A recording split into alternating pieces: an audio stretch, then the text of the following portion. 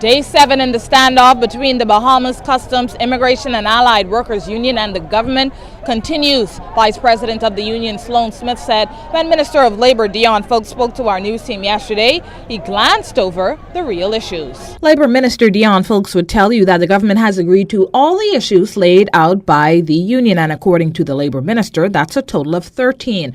But according to Mr. Smith, the minister isn't telling the absolute truth.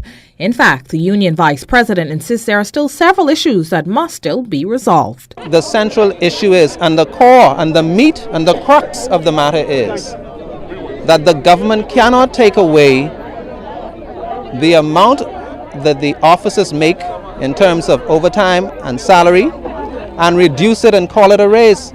And that's the core issue. Honorable Prime Minister knows that. Minister Dion Folks knows that. So I understand it's political season for them, and they're trying to get re-elected, and we really don't care who gets back in. That's not our concern. But do not use it to try and sway the public, to make them believe that all of these people here are foolish. We're not foolish. Our attorneys are not foolish. And they can supply you a copy of the trade dispute.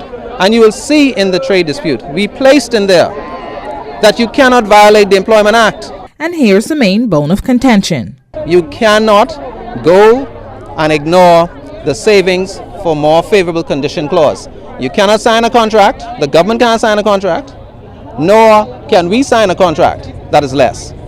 And to accept what they're trying to say to you is to say we agree to break the law with them. Now, as for what happens next, I know my colleagues, and they are resolute. But we also take advice from our attorneys.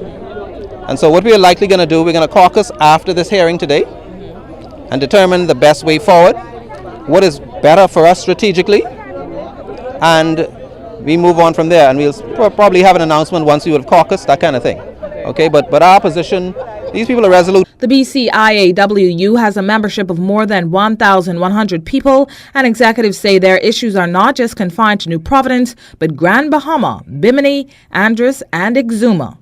For JCN News, I'm Sasha Lightbourne.